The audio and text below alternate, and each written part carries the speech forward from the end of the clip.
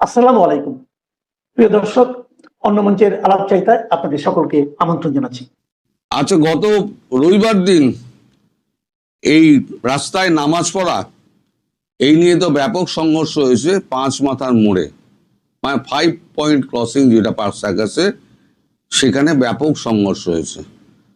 প্রায় 5,000 মতো মহিলা এবং পুরুষ মুসলিম যারা আছেন তারা গিয়ে পাঁচ মাথার মোড় অবরোধ করে দেন। পাঁচ মাথার মোড় অবরোধ করা মানে কলকাতাটাকে অচল করে দেওয়া। ওখানে 5টা রাস্তা ওইখানে গিয়ে ভাগ হয়েছে। সল্টলেকের দিয়ে গেছে, কলকাতার দিকে এসছে, রাজাবাজার দিয়ে গেছে, বিভিন্ন জায়গায় ছড়িয়ে গেছে জায়গাটা। ওই পাঁচ মাথা মোড়টা 5 কি তার বেশিই হবে। তো তাদের হঠাৎ পুলিশ প্রথমে অনুরোধ করে, তারপর মাইকিং করে যে রাস্তা ছেড়ে দিন, কলকাতার যানজট এমনি ভয়াবহ, আপনার রাস্তা দখল করে রাখলে বড় মুশকিল। কিন্তু কে কার কথা শোনে? এবার পুলিশ যখন মাইকিং করছে তখন তাদের উদ্দেশ্যে একবারে পাথর বৃষ্টি শুরু হয়, যে কাশ্মীরে যেগুলো হতো সেই পাথর বৃষ্টি শুরু হয়। তখন পুলিশ বিস্তর লাঠি চালায়। লাঠি যখন পড়লো না, তখন যদি দৌড় আপনারা দেখেন, সেই দৌড়ের দৃশ্য আর লাঠি চালানোর দৃশ্য আমি দেখাতে পারবো না, কারণ ইউটিউবের রেস্ট্রিকশন আছে, অনেক রেস্ট্রিকশন ইউটিউবের। তো আবার নিমেষে ফাঁকা হয়ে গেল। তারপর গতকালকে মুখ্যমন্ত্রী শুভেন্দু অধিকারী তিনি ওই ঘটনাস্থলে গেছিলেন। তিনি গিয়ে কি বলেছেন তার ভিডিও আছে, তার লেখাও আনন্দবাজারে যেটা বেরিয়েছে সেটাও আমি দেখাচ্ছি আপনাদের। মাফ করবেন, উনি লিখছেন পাথর ছোড়া চলবে না, হুঁশিয়ারি মুখ্যমন্ত্রী। পাথর ছোড়া চলবে না। কি বলছেন? রবিবার পার্ক সার্কাসে বিক্ষোভে 24 ঘন্টার মধ্যে তল্লাটে কলকাতা পুলিশের দক্ষিণ পূর্ব ডিভিশনের দপ্তরে গিয়ে পুলিশকে ভয়মুক্ত হয়ে কাজ করার পরামর্শ দিলেন মুখ্যমন্ত্রী শুভেন্দু অধিকারী। বিক্ষোভ ঠেকাতে পুলিশের ভূমিকা প্রশংসা শোনা গিয়েছে তার মুখে। সেই সঙ্গে বিক্ষোভকারীদের উদ্দেশ্যে শুভেন্দুর হুঙ্কার, শ্রীনগরে পাথর ছোড়া বন্ধ হয়ে গিয়েছে, আমার মনে হয় কলকাতাতেও পাথর ছোড়া বন্ধ হওয়া দরকার। এমন হলে আমার চেয়ে খারাপ মুখ্যমন্ত্রী আর কেউ হবে না। যে কোনো বিক্ষোভকারীকে নিয়ম মেনে শান্তিপূর্ণভাবে বিক্ষোভ দেখাবার কথা বলেছেন মুখ্যমন্ত্রী। সোমবার দুপুরে ওই তল্লাটে কলকাতা পুলিশের দক্ষিণ পূর্ব ডিভিশনের অফিসে যান মুখ্যমন্ত্রী। ছিলেন কলকাতা পুলিশের নগরপাল অজয় নন্দ সহ অন্যান্য পুলিশকর্তাদের সঙ্গে কথা বলার পাশাপাশি বিক্ষোভে আহত পুলিশ কর্মীদের সঙ্গে দেখা করেন শুভেন্দু। বাইরে বেরিয়ে তিনি জানান, রবিবারের নির্বিচারে 6 জন আহত হয়েছেন। আহতদের মধ্যে পুলিশ কর্মীদের পাশাপাশি কেন্দ্রীয় বাহিনীর জওয়ানরাও রয়েছেন। এরপরেই মুখ্যমন্ত্রী বলেন, পার্ক সার্কাসের ঘটনায় পুনরাবৃত্তি হতে দেব না। তদন্তে নেমে এখনো পর্যন্ত 40 জনকে গ্রেপ্তার করা হয়েছে। এই যে যারা অবরোধ করছে না, এরা কিন্তু সমস্ত জামাতপন্থী। ভারতবর্ষে জামাতপন্থী কিন্তু অনেক বেড়ে গিয়েছে। ওই জন্য আমি বলেছিলাম যে কলকাতায় প্রধানমন্ত্রী শেখ হাসিনা কতটা নিরাপদ, কারণ এখানে প্রচুর জামাত রয়েছে। এই জামাতপন্থীদের আগে টাইট করতে হবে। মানে বাংলাদেশে যা হচ্ছে আমাদের এখানে জামাত টামাত এসব চলবে না। আইন মেনে চলো, ভারতীয় সংবিধান, তারপর বিএনএস, তাতে যা লেখা আছে সে অনুযায়ী চলো, তাহলে তোমার এখানে থাকতে কোনো অসুবিধা হবে না। তারপরে তিনি বাংলাদেশের জামাতকে খুব একটা হুঙ্কার দিয়েছেন। আগে এইখানে কি বলেছেন সেটা আগে দেখে নিন, তারপরে আমি বাংলাদেশের জামাতের বিষয়টা আমি আসব, সেটা সম্পর্কে কাগজে কি বেরিয়েছে। আগের নিয়ম আছে, আগের মতো পুলিশকে ফোর্সকে হাত পা বেঁধে রেখে দেওয়া হবে, তাহলে কিন্তু ভুল করবে। তো ক্লিয়ার মেসেজ, জিরো টলারেন্স এই ধরনের ভ্যান্ডালিজম, হুলিগানিজম, রাউডিজম এবং anti national, anti social activities we are not allowed. আমি পুলিশ মন্ত্রী, হোম মিনিস্টার হিসাবে লাস্ট ওয়ার্ড বলে গেলাম, একটা পুলিশের গায়ে যদি হাত পড়ে, এই সরকার তার আইন প্রয়োগ করে যতদূর যেতে হয় হবে। শুধু অ্যারেস্ট নয়, কনভিকশন করানো পর্যন্ত ক্লোজ মনিটরিং করার দায়িত্ব আমাদের থাকবে। আর পুলিশের সমস্ত বন্ধুদের বলবো, বিএনএস যা বলেছে, আপনাকে ট্রেনিং পিরিয়ডে যা বলেছে, আপনার সুপিরিয়র যা অর্ডার দেবে অন স্পট আপনি চিন্তা মুক্ত হয়ে করবেন। কে কোন দল করেন, কে কোন ধর্মের লোক, কে কোন সম্প্রদায়ের লোক, কে কোন প্রভাবশালীর ক্লোজ লোক, তার এগেনস্টে অ্যাকশন নিতে গেলে 5 বার ভাবতে হবে।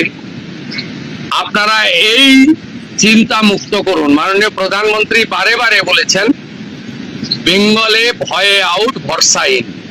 শুভেন্দু এদিন ফের অনুপ্রবেশকারীদের যে দেশের বাইরে পাঠানোর হুঁশিয়ারি দিয়ে রেখেছেন। তার দাবি, দেশকে সুরক্ষিত রাখার কাজ বিজেপি সরকার করবে।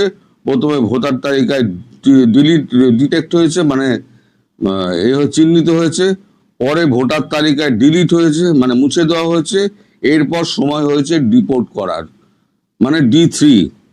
সেই সঙ্গে জানিয়েছেন তিনি মুখ্যমন্ত্রী হওয়ায় এই রাজ্যের সিপিএম, তৃণমূল, কংগ্রেসের চেয়ে বেশি চিরবিনি হচ্ছে ওপারের জামাতের। সব চিরবিনি আমি দম ছুটিয়ে দেব। কিন্তু তিনি ভয় পাওয়ার মানুষ নন। ঘোষণা আগেই করেছিলেন। আনুষ্ঠানিকভাবে এদিন থেকে শুরু হয়ে গিয়েছে জনতার দরবার। সেখানেই তিনি পরিষ্কার জানিয়ে দেন, ওপারের জামাত কোথায় পালায় আমি দেখব। আমি ছেড়ে দেওয়ার পাত্র নই।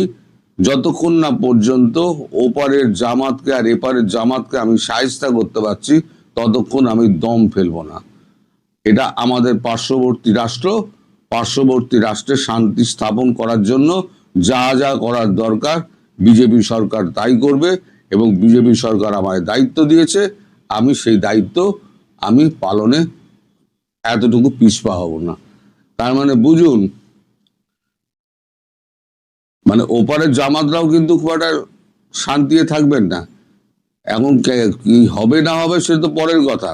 আমি যে দীর্ঘদিন ধরে বলে আসছি যে একটা বড় ঘটনা ঘটবে, অকল্পনীয় কিছু ঘটবে, তখন তো আমায় অনেক দেখেছিলেন। এবার দেখুন ধীরে ধীরে কোন দিকে যাচ্ছে। প্রধানমন্ত্রী শেখ হাসিনা এই প্রথম সরাসরি কাগজে একটি ইন্টারভিউ দিয়েছেন। এই প্রথম সাংবাদিককে প্রশ্নের মুখোমুখি ইন্টারভিউ দিয়েছেন। সেটা আমি বিকেলবেলা, এই সন্ধ্যেবেলাতে আমি করব, এইটার সঙ্গে মেলাবো না। এটা শুধু আমি আপনাদেরকে জানিয়ে দিচ্ছি যে ওপারের জামাত যারা আছেন আর এপারের জামাত যারা আছেন, তারা কেউ কিন্তু শান্তিতে থাকতে পারবেন না। তারা সব দেশ ছেড়ে পালাতে হবে, আর নইলে বঙ্গোপসাগরে গিয়ে ঝাঁপ দিতে হবে। সবাই ভালো থাকবেন, সুস্থ থাকবেন। হিন্দুস্তান টাইমসের বিস্তারিত সাক্ষাৎকার কিংবা আনন্দবাজারের সাক্ষাৎকার পড়লে পরিষ্কার যে শেখ হাসিনা একেবারে নিজ কাঁধে দায়িত্ব নিয়েছেন যে তিনি আওয়ামী লীগের রাজনীতিকে ফেরাবেন বাংলাদেশের মাটিতে। তিনি দেখছেন এখনো শত শত হাজার লাখ লাখ কর্মী এত নির্যাতন নিপীড়নের মধ্যেও আওয়ামী লীগের রাজনীতিতেই বিশ্বাস রেখেছে এবং তিনি মনে করাচ্ছেন যে আওয়ামী লীগ তো একটা আদর্শিক রাজনৈতিক দল, কাজেই আওয়ামী লীগকে একটা নিষেধাজ্ঞা দিয়ে ঠেকানো যাবে সেটা মনে করবার তিনি কোনো কারণ দেখছেন না। এবং তিনি বলছেন যে রীতিমতো যে নিষেধাজ্ঞায় আওয়ামী লীগ দমে গেলে বাংলাদেশটাই তারা স্বাধীন করতে পারতো না। 1981 সালের 17ই মে শেখ হাসিনা ভারতে দীর্ঘ নির্বাসনের জীবন ছেড়ে অবশেষে সকল নিষেধাজ্ঞার বেড়াজাল ভেঙে বাংলাদেশের রাজনীতিতে ফিরতে পেরেছিলেন। আওয়ামী লীগের রাজনীতিতে আওয়ামী লীগের নেতৃত্বে সক্রিয় ভূমিকা রাখতে 1975 সালের 15ই আগস্ট বঙ্গবন্ধুকে সপরিবারে হত্যার পর থেকেই শেখ হাসিনাকে নির্বাসনের জীবন কাটাতে হচ্ছিল ভারতের দিল্লিতেই তিনি ছিলেন। এবং 1981 সালের মে মাসের আগে বঙ্গবন্ধু কন্যা শেখ হাসিনা আর বাংলাদেশে ফিরতে পারেন নাই। ৪৫ বছর পর আবারও যখন তিনি দিল্লিতে নির্বাসনের জীবন কাটাতে বা নির্বাসনের জীবন বেছে নিতে বাধ্য হয়েছেন, তখন ভারতের সংবাদ মাধ্যমগুলো ভীষণ গুরুত্বের সঙ্গে এবছর ১৭ই মে দিবসটিকে ঘিরে শেখ হাসিনার সাক্ষাৎকার নিয়েছে।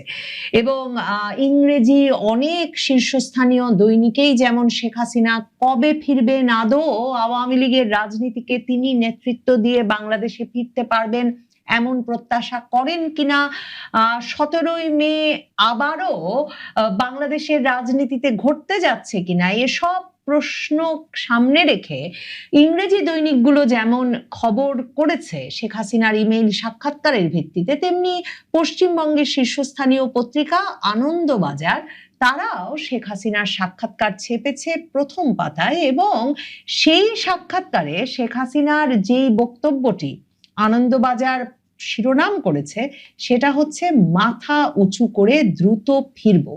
শেখ হাসিনা এই যে মাথা উঁচু করে দ্রুত ফিরবো, মানে শেখ হাসিনাই ফিরবেন, শুধু আওয়ামী লীগের রাজনীতি বাংলাদেশে ফিরবে তাই নয়, এবং মাথা উঁচু করে ফিরবো এই ঘোষণাটি এ সময়ে কিভাবে দিলেন?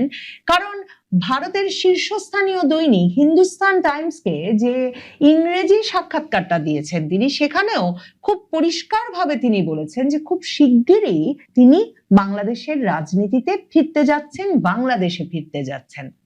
এবং সাক্ষাৎকারগুলোতে শেখ হাসিনাকে যখন জিজ্ঞেস করা হয়েছে যে মানে তিনি কবে ফিরবেন, কিভাবে ফিরবেন, তিনি সরাসরি বলেছেন যে একটা গণতান্ত্রিক পরিবেশ যখন বাংলাদেশের রাজনীতিতে আসবে, যেটার জন্য তিনি নিজেও প্রতিদিন কাজ করছেন। হিন্দুস্তান টাইমস যেটা শিরোনাম করেছে সেটা বলছে যে অ্যাবসেন্স ডাজন্ট মিন সাইলেন্স, মানে আমি দেশে অনুপস্থিত তার মানে আমি চুপ করে বসে নাই।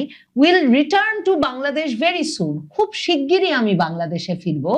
এই যে তিনি সুস্পষ্টভাবে বলেছেন যে নিয়মিতভাবে তিনি কূটনৈতিক যোগাযোগ রক্ষা করছেন জাতিসংঘ সহ বিভিন্ন সংস্থার সঙ্গে, তিনি বাংলাদেশে নেতৃবৃন্দ এবং কর্মীদের সঙ্গে, তৃণমূল কর্মীদের সঙ্গে যোগাযোগ রাখছেন, এবং বাংলাদেশের রাজনীতিতে ফেরার বিষয়েই, বাংলাদেশে একটা গণতান্ত্রিক প্রক্রিয়া ফিরিয়ে আনতেই প্রতিদিন তিনি কাজ করছেন। আরেকটা যেটা খুব গুরুত্বপূর্ণ বিষয় শেখ হাসিনা বলেছেন এই সাক্ষাৎকারে, এবং বলা যায় প্রথমবারের মতো, কারণ মনে রাখতে হবে গত বছরের শেষের পর শেখ হাসিনা কিন্তু ভারতীয় সংবাদ মাধ্যম বা আন্তর্জাতিক সংবাদ মাধ্যমগুলোকে আর কোনো সাক্ষাৎকার দেন নাই গত প্রায় ৪-৫ মাস ধরে। ফার্স্ট পোস্টের মতো ভারতের অনেক শীর্ষস্থানীয় পত্রিকা আবার সেটাকেই শিরোনাম করেছে, যেমন তারা বলছে Sheikh Hasina warns of dark days under BNP rule, vows to return to Bangladesh very সুন।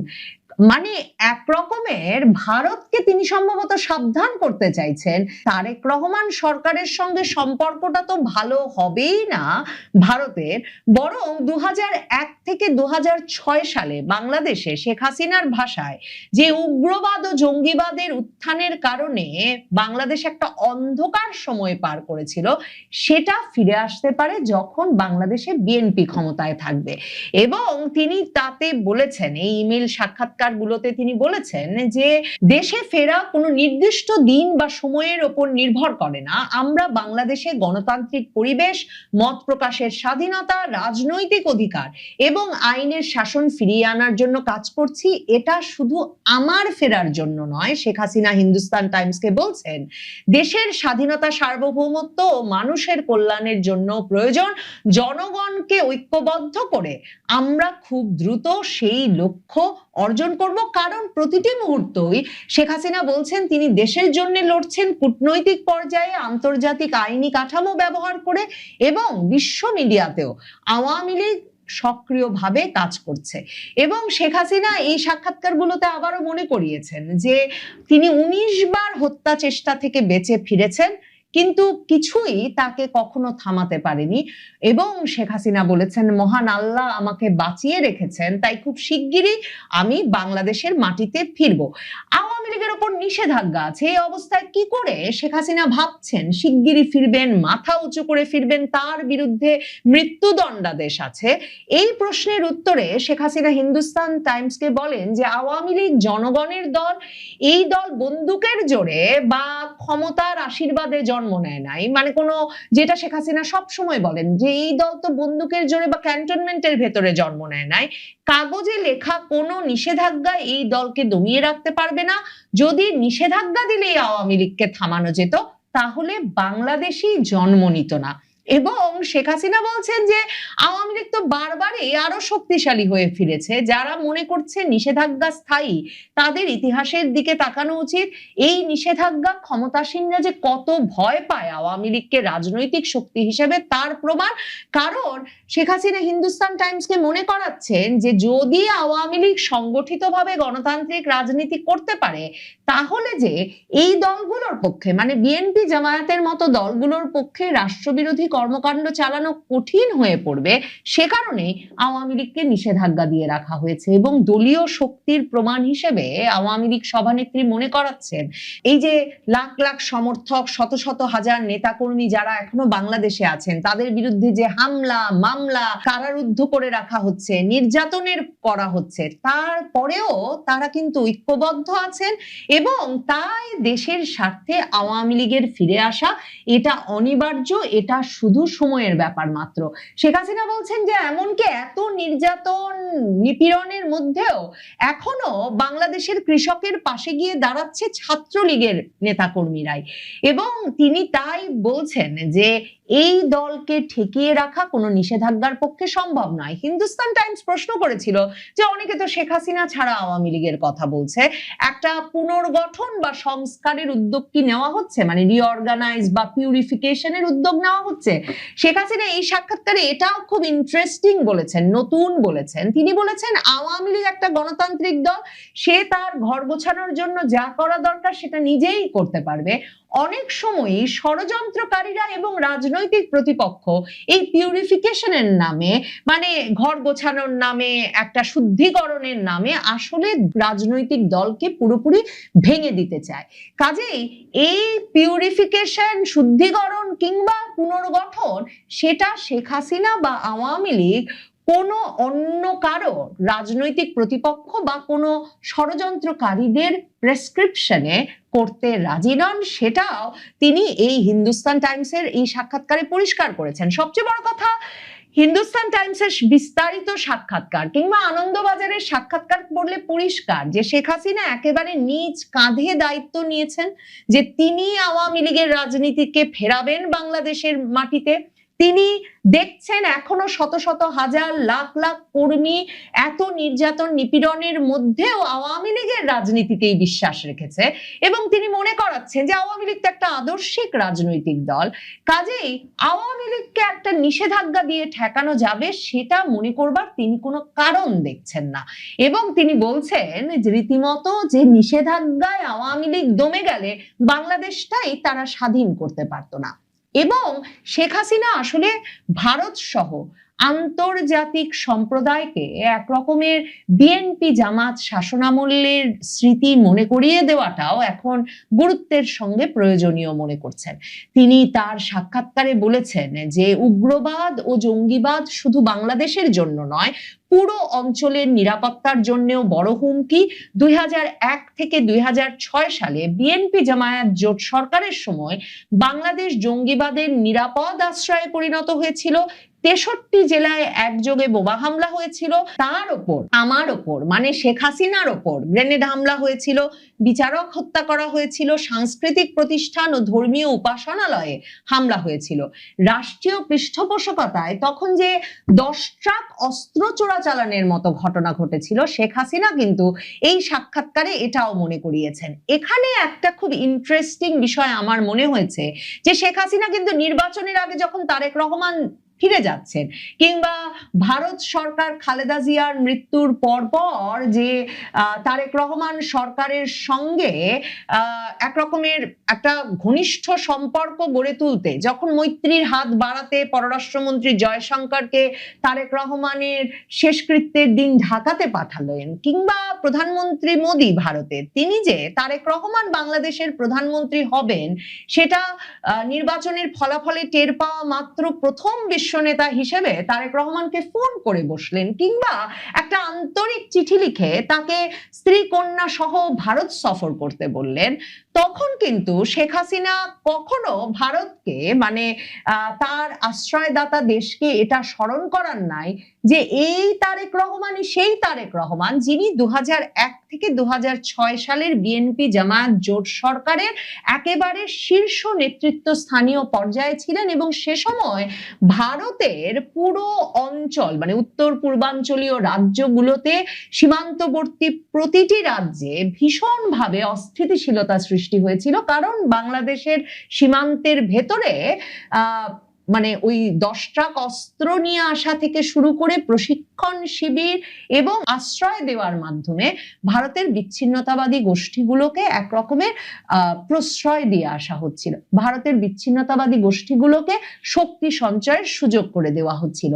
কিন্তু এই সাক্ষাৎকারটিতে মে মাসে এসে যখন তারেক রহমান সরকারের বয়স 3 মাস পেরিয়েছে এবং যখন ভারত বাংলাদেশ সম্পর্কটাও তারেক রহমান সরকারের আমলেও খুব চাঙা হয়ে উঠতে পারছে না, তখন শেখ হাসিনা সুনির্দিষ্টভাবে 2001 থেকে 2006 শাসনামলের কথা মনে করিয়েছেন। কারণ শেখ হাসিনা তার সাক্ষাৎকারে এটা বলেছেন যে 2024 সালের 5ই আগস্টের পর আমরা দেখেছি দণ্ডপ্রাপ্ত শীর্ষ জঙ্গিদের মুক্তি দেওয়া হয়েছে, জঙ্গিবাদ ও সন্ত্রাসে জড়িত দণ্ডপ্রাপ্ত অনেক ব্যক্তি সংসদে প্রবেশ করেছে এবং শেখ হাসিনা বলছেন 2001 থেকে 2006 সালের অন্ধকার সময় আবার তাই ফিরে আসার শঙ্কা তৈরি হয়েছে। জঙ্গিবাদের কালো ছায়া এখন সশস্ত্র বাহিনী এবং আইন শৃঙ্খলা বাহিনীর মধ্যেও ছড়িয়ে পড়েছে, এটা নিঃসন্দেহে দেশের নিরাপত্তার জন্য বড় হুমকি। পুরো সাক্ষাৎকারে আমার মনে হয়েছে এটাই সবচেয়ে গুরুত্বপূর্ণ বিষয় যেটা শেখ হাসিনা মনে করিয়েছেন এবং তিনি বলেছেন যে বাংলাদেশের আর্থিক অবস্থায় তারেক রহমান সরকারের আমলে ইউনূস সরকারের লুটপাটের পর এমন খারাপ জায়গায় পৌঁছেছে, এরই মধ্যে তারেক রহমান সরকার প্রায় 1 লাখ কোটি টাকা ঋণ নিয়েছে এবং দেশের অর্থনীতি এমনই ভয়াবহ সংকটের মুখে যেখানে বিদ্যুৎ নেই, তেল নেই, গ্যাস নেই, সার নেই, সেচের পানি নেই, কর্মসংস্থান কমেছে এবং পণ্যের দাম বেড়েছে। এই অবস্থায় তাই শেখ হাসিনা বলছেন যে আওয়ামী লীগের লাখ লাখ নেতাকর্মীর ওপর যে রাজনৈতিক গণহত্যা চালানো হয়েছে সেই গণহত্যার অবসান ঘটিয়ে বাংলাদেশের রাজনীতিতে আওয়ামী লীগের ফেরা এখন তাই সময়ের ব্যাপার মাত্র।